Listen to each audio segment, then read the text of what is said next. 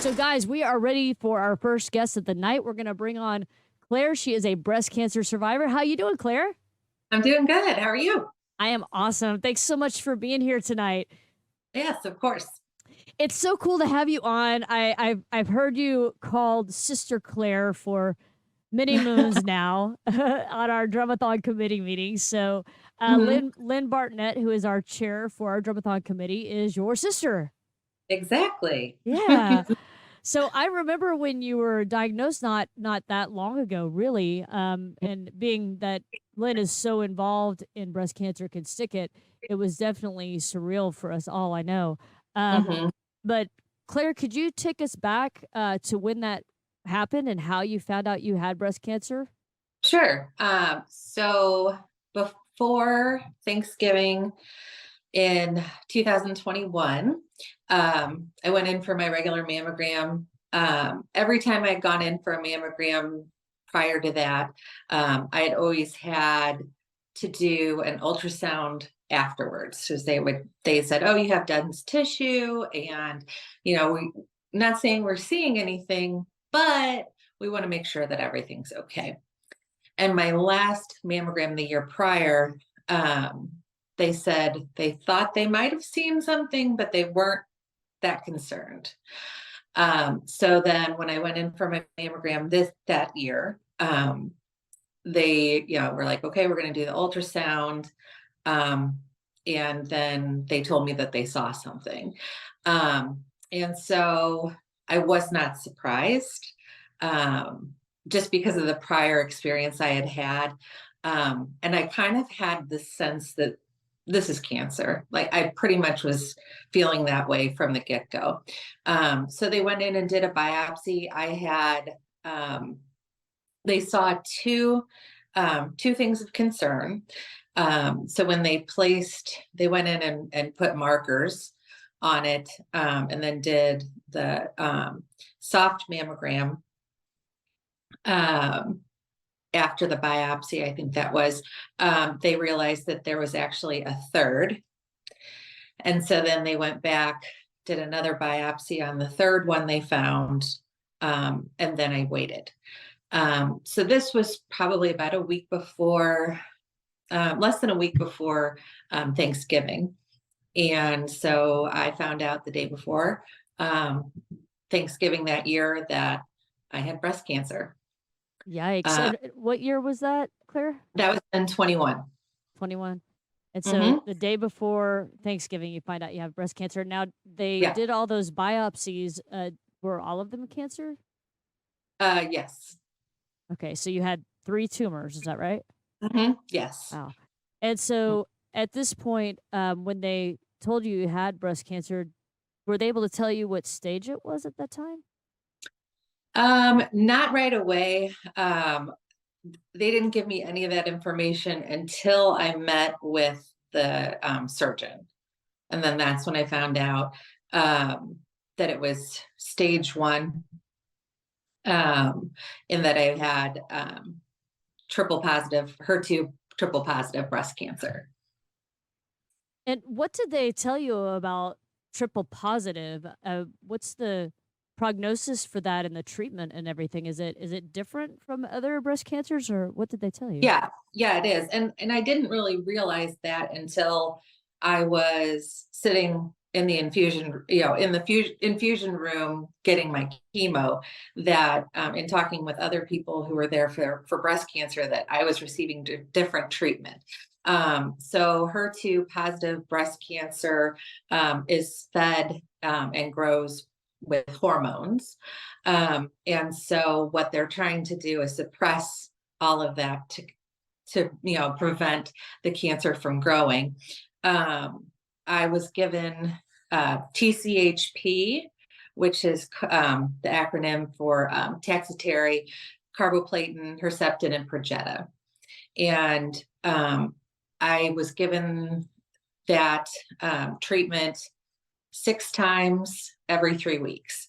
And I met with my surgeon around the beginning of December, and I had my first round of chemo December 15th of 21. Yeah. So, wow. So that all started pretty quickly. Yeah. When you so it wasn't until you were in the infusion room that you realized that you were HER2 positive and getting something different from other folks. What was that like? Were you asking your doctor or your nurse a lot of questions and like, "Hey, what's going on Well, here?" we discussed prior to starting my treatment that there are so many different types of breast cancer.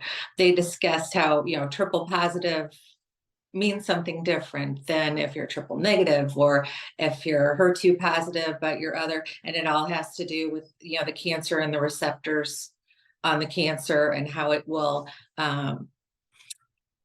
how the treatment is going to be, accepted or fight the cancer, dependent upon what type it is. And I had no idea that there were all these different forms of breast cancer.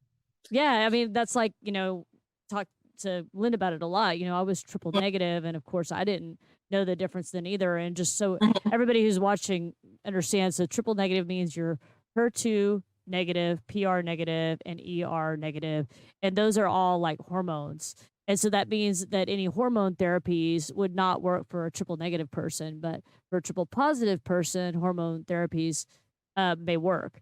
So for example, you've finished all your treatment at this time, right? Yes. So when I did my treatment, that was, let's see, it started in December and then I was done in March. I opted to get a bilateral mastectomy with reconstruction. And so when I was going into surgery, they didn't say, hey, we're going to be able, what they set an expectation of, don't have an expectation when you come out of surgery, because we may or may not be able to do the reconstructive surgery at the same time, depending upon, you know are your lymph nodes clear, is there enough room for the implants, and that kind of thing. And so they found out that my lymph nodes were clear, but the cancer had shrunk with the chemo, but it didn't go away. And so I ended up having to do 14 rounds of Kadcyla, which is a milder form of chemo, after I had my surgery. So I had a month off of chemo before my reconstructive surgery, and then after I had recuperated from the surgery, then they just said, "Hey, give us a call, and we'll talk about next steps." And then I came back in and met with my doctor, and she explained that originally I was going to continue on with Herceptin and Perjeta for just to finish out the year, but because the cancer was still there, they said, well, we can do the Herceptin and Perjeta, but we think based on the fact that you're younger, that you've been able to tolerate most of the treatment, that the Kadcyla is a more aggressive option. So you get to decide, but in the end, I decided I want to be as aggressive as possible because I don't want to do this again. So I ended up doing Kadcyla, and I finished my last round March 1st of this year. Wow, that's crazy. So tell me, how did the chemo affect you? I know Kim Lusk is watching right now, and she's about Mhm, to start chemo herself, and she's mhm. really super curious if you had nausea or any neuropathy during that time. I had the first round. I had nausea just a little bit, and they gave me Zofran for that, and that helped a lot. But then after that, I didn't really um, have nausea that much. It was not enough that I felt like I needed to take something for it. Um, but I did have neuropathy, but that came towards the end of treatment. So, I think I don't know, fit maybe round 5 or 6 was when I started having neuropathy in my fingertips and my toes. So did you a lot of people I know try to prevent having neuropathy by, putting their hands or feet in ice, during their treatment, and that's supposed to help prevent any neuropathy. Did you happen to do that? I didn't. I did see someone, do that when after I'd already started doing the Kadcyla. So after, towards the end of my treatment, I was like, "Oh, what are you doing? Oh, wow, that's," like, that would have been helpful, but I mean, it wasn't like I said, well, my neuropathy was worse right after treatment, and then it would kinda get better. I don't have lasting neuropathy in my fingertips, and then one of my feet, some of the toes are still a little bit, um, there's still a little bit of neuropathy in those, but it's on one foot, it's just a few toes. I'm hoping that it'll all come back. So, Yeah, and for those watching, could you describe what neuropathy felt like for you? sure. I compare it to if your foot or hand or falls asleep, and it's just kind of like a numbness, and it doesn't go away. I was still able to, like feel my fingertips. I was still able to, but it was just almost like it's muted. Yeah, and it's funny because anybody you talk to about neuropathy, a lot of people will give different descriptions. And like for me, I didn't encounter any neuropathy on my hands, but I did have it on my feet. But it was a burning, like my Mm, feet burned. Like I always told people that during that time, if my feet were just resting on the ground, like you're sitting on a chair and your feet just barely touch the ground, it was like fire. It was like walking ugh, on coals. But if I had my feet up, then they didn't hurt. But like yeah. walking, and it wasn't very much at the time, like in the whole, you know, time frame of going through chemo and stuff like that. It was just like a few days. It wasn't very much of the time. But back then, this was, gosh, almost 12 years ago now, I think. 13 years ago, something. Um, they weren't doing the ice thing. That wasn't even like a known thing to Mhm, try. So no one was yeah. doing that. But I've heard of a lot of people doing that. And Claire, between you and me, I would prefer to have neuropathy over being cold like that. Oh my God, I hate Right. the cold. It Uh-huh. sucks so Hmm. bad. So Well, okay, so you said that you finished up your treatment, and it was how many rounds did you have of treatment again? well, total, if we include the Kadcyla and the TCHP, it was 20. 20. Wow. That's Hmm. 20. Wow, that's a lot. That is a lot. And so Yeah. over how often were you going? Every 3 weeks. Every 3 weeks? Hmm. Gosh, that's a lot of math, but that's a few months. That's a lot of Yeah. months. 20 treatments would be a long Yeah. time. It was a year and 3 months. Wow, that's Mhm. crazy. And Yeah. so this seems like, I've spoken with a lot of people who've had chemotherapy, but most people, they're in and out in like 4 months. Are Hmm. they? Did they just like you said?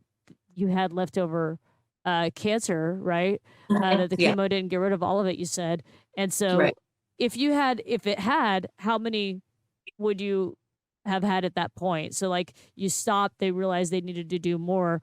When they stopped, how many treatments had you had at that time?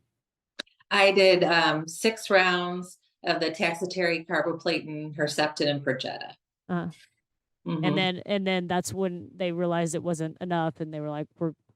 Well, that's then that was the set, they didn't know what they didn't know until they went in, did the operation, removed my breasts, realized that, hey, it shrunk, but it's not gone. So in order to make sure to ensure that there's not, well, I mean, nobody can be 100%, sure that they got all of it, um, but I think it was, like, we're going to do this to ensure that if there is anything, that we're going to, try our damnedest to make sure it's Yeah, gone. you're gonna throw everything at it. Yeah, which is Right. great. I mean, that's what Mm, you want, like, right. and like you Exactly. said, it's better to do too much than not enough. So it sounds like they Right. really went after it for you, which is so Hmm. cool.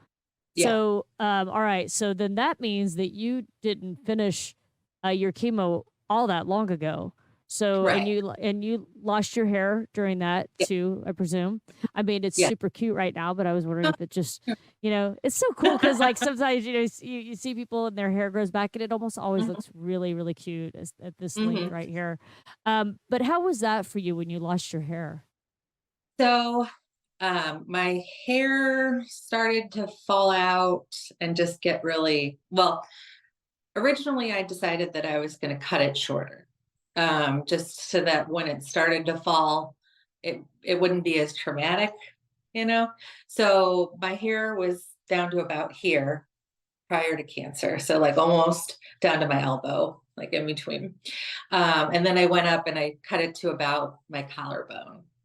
And it was funny because my parents were like, "I thought you were going to go shorter," I was thinking I was going to cut it like this, but I thought, no, no, I'll just leave it, And so New Year's Eve was when I cut it, because I was, I'd already had treatment. I was getting ready for my second one.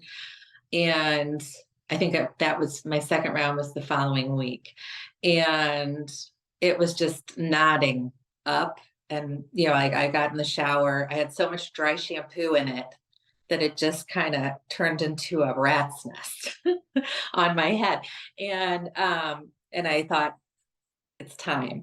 And I think everyone going through this, it's emotional for sure to lose your hair. I mean, there's so much, talked about how hair is linked to femininity and feeling like a woman and your identity. And so I started to get kind of emotional, and I called up one of my best friends, who is from that I've known since college, and she FaceTimed with me, and I grabbed some scissors and I gave myself a pixie cut, Uh-huh. and then we went out to dinner afterwards with Oh, my cute. boyfriend and for New Year's. So she got me through it, and I did put all the hair into a bag, and I do still have it.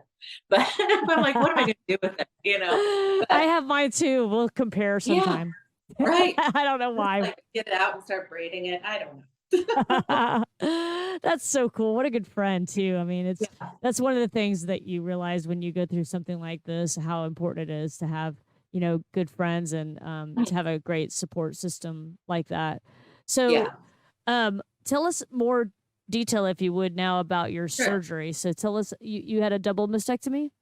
I did. Yeah. I did. Okay. Um, so that was scheduled on Lynn's birthday, and Lynn came in to take care of me. Um, and we also scheduled, there's a non-for-profit. I'm up in St. Louis, and there's a non-for-profit here that offers, and I think they do have some people down in Dallas. So I have to double check with Lynn, but it's called the Healing Chair. And what it is it's a lift chair for women who are going through breast cancer. And so that after your surgery, um, you're able to sleep comfortably in a lift chair, and you're not worried about pushing yourself up, getting yourself out, um, to help you get through that. So I went in for my surgery, and I had met with the plastic surgeon, I think a month or so prior, so kind of knew what to expect. Um, and so going in, I had been concerned because the chemo just wiped out my white blood cell count. I was in the single digits, which I think normally it's supposed to be around in the 300s, maybe. And so that was kind of concerning to me, and they just said, well, stay away from sharp objects. So I'm like, I don't want to bleed out. So that was after my last round of chemo, but in between my last round of chemo and my surgery, it was a month. And so my body had replenished those white blood cells, but they hadn't tested my blood since then. So I was a little concerned, and I mentioned something to my surgeon, and she said, well, I know that regardless of your white blood cell count, we are going to get this, like, we are taking your breasts today. You know, that's more important. We can deal with we can deal with the white blood cell count being low. We can make sure you're safe, but we need to get this off. We need to get your breasts off, essentially. More So specifically, we need to get the cancer out. exactly, Yeah, exactly. yeah. And so she said, well, I don't know how the plastic surgeon will feel about that, but why don't we go ahead and test your blood real quick before we put you under? So, so anyway, they tested me and everything looked great. So everything was fine. So going in, I didn't know if I'd wake up with breasts, without breasts. I just, knew that the cancer would be gone. So I woke up, they were able to do the reconstruction. You wake up and when you have reconstruction, they just tape you all over your chest. So it looks like you're wearing a bra made of tape. And I had 2 drains, one on either side, for the fluids to come out. And I went home the same day as the surgery. Went in the morning, came home in the evening. I That's was remarkable. It's like I right. remember, it's so funny how they get you in and out with so many different types of surgeries anymore.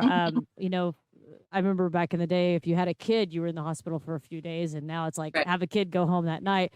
But right. whenever I had my double mastectomy, I was actually in the hospital for 3 days. Oh, So wow. yeah, but I was experiencing a lot of pain, and so it was more for pain management than anything. And I actually got my Right. drains out before I left the hospital too. So it Oh, was wow. only a few days. Yeah, I was very small chested, so there wasn't a lot to coming out of Yeah, that. But anyway, yeah. take it from there, Claire. Sorry about that. Okay. Yeah. No, no. So I went home and I was probably, well, then you go in to see the plastic surgeon the following day. He wants to see you right away. So, it was great having Lynn stay with me. She stayed with me for the first week after my surgery, um, monitoring all of my meds. You're also supposed to measure how much fluid is coming out of your drains. So you had to do that. I think it was 2 or 3 times a day. We had to empty my drains and measure how much fluid is coming out, because that will determine when the drains can be removed. So we went, I came home, um, laid down in the chair and pretty much, I was actually pretty talkative and coherent when I got home, which was to everyone's shock and amazement. So, um, I think I took the pain meds for maybe a couple days. I didn't experience much pain in my chest at all. Um, and it was more of a like making sure I'm taking all the other stuff to prevent infection. Um, and keeping up with that. Um, I believe it was maybe 2 weeks, that I went in and had the tape bra removed and the drains off. Also, after you have the surgery and the tape has been removed, you have to wear a soft bra. And then it's 24 hours a day, 7 days a week. I think that was for the first, I can't remember if it was a month or just, like 3 weeks or something, where you had to wear something at all times. And then it was like, okay, after the drains came out and then I went back to see the surgeon, he said, um, you don't have to sleep in your bra anymore, but you still need to wear one every day, at least for the first year. So I have my follow up with my plastic surgeon in a couple weeks just to see how he thinks things are looking. One of the things about the surgery that I didn't realize, which I had heard when I met with my met with my breast surgeon, I didn't realize that a lot of people are not able to keep their nipples on their breasts if they're, they have breast cancer, depending upon where the cancer is located. Um, and right away, my surgeon, my breast surgeon, she says, "Oh, I'm pretty sure from where the cancer is located that you'll be able to keep them." So the thing about post-op, he, the surgeon, the plastic surgeon, um, he was concerned with blood flow after the surgery, because all that tissue is missing. So there is a chance that there was a chance that my body could reject them, and I would still have to get them removed if they weren't getting blood flow. And so everything turned out okay. I got to keep them, and so that was just something that I didn't even think of, or had heard of. You don't hear people talking about Yeah. not keep them, You're right. after. Yeah, you're right. It's funny, Claire, because the majority of people that I meet with who've had reconstruction were not able to Mhm. keep their nipples. Yeah. Most I don't. In fact, I can't think of anybody who was able to. So most of the women either don't have them or had some kind of a plastic surgery slash tattoo done Hmm. in Yeah. place. So yeah, being able to keep them is rare. So that's Hmm. good. Yeah, yeah. I meant to ask you this earlier. You mentioned that your doctor referred to you as young. How old were you when you were diagnosed? So I was diagnosed when I was 43. Yeah, that is young. That is, Hmm. yeah, I consider that quite young. So I know that we're getting close on time right now, but I want you to wrap us up and let us know how you're doing today and where you are with everything today. Sure. Um, it seems like it was just yesterday, and it seems like it was forever ago. I feel like this experience is something that, nobody hopes for, but I think can really show you who you are, that you're resilient, that you can conquer and do anything. It really brought me closer to a lot of people. um, it really takes a village to get you healthy and happy, and I think my doctor stressed that I was always so positive, and to keep that positivity while you're going through this is the biggest blessing, because it's rough, but like when I would sit in the treatment chair, we would talk, me and some of the other people, and we would say, "Man, we've got it pretty good." And I think I try to take that with me throughout all of the treatment. It could be so much worse. I have it so much better than some other people, and we're here, and we're going to be. I think another thing I like to remind myself is, now that I've had cancer, people are real. I have a team of people who are watching my health like a hawk. Versus people who haven't experienced this. Now, if anything else ever happens, I'm going to know right away, which is, I like to think of as a relief, you know? Yeah, it's comforting, right? I mean, Yeah. knowing that Hmm. people are keeping an eye on you and making sure you're okay.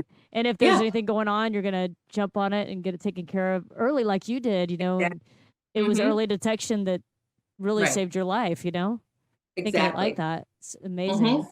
Um, Yes. I need to bring up another thing. So I know you're part of the Survivors Rock, a breast cancer constituent community, Yeah. and Hmm. it sounds like that was really helpful for you. Our little survivors group that we have here on Facebook. You Hmm. want to talk a little bit about that? Sure. So I have, I know when I found out that I was taking Kadcyla, I kind of freaked out. And I reached out to people in the group, like, "Hey, what's your experience with this? What did your doctor say? What was your treatment plan like?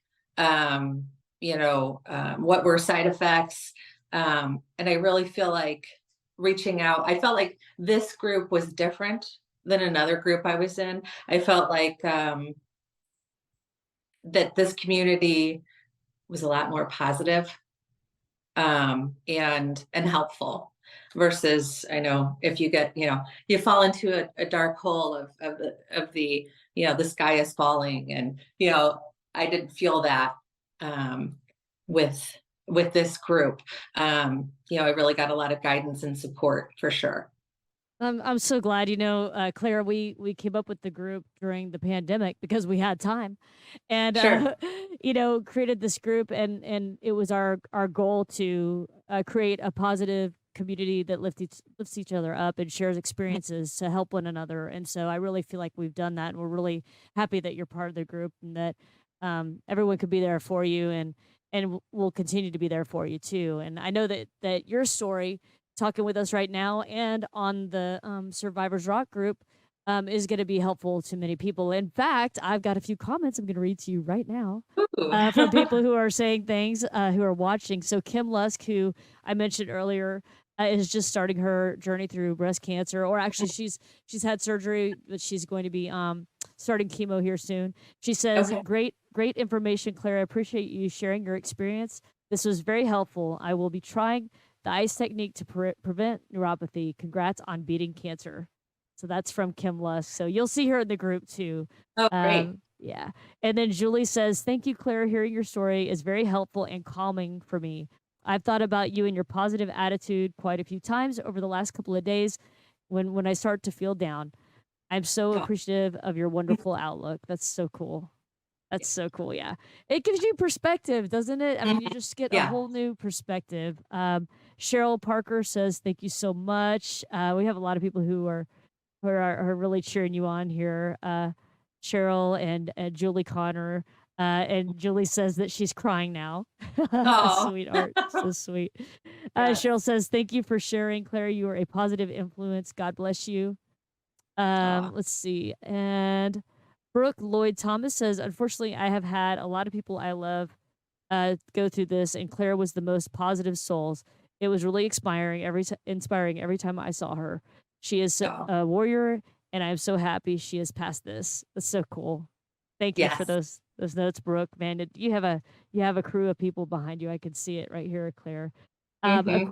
Aquarius is going to be our guest next month, and she says, "Thank you, Claire, for sharing your story. I have some similar experiences." And Aquarius is also part of Survivors Rock, a breast cancer can stick it community on Facebook. So if you guys out there, anybody that is watching, has breast cancer, is a had breast cancer in the past, or has a friend with breast cancer or anything, please let them know about our Facebook group. We're there to lift each other up and support one another. Survivors Rock, a breast cancer can stick it community. Claire, thank you so much for coming on the show tonight.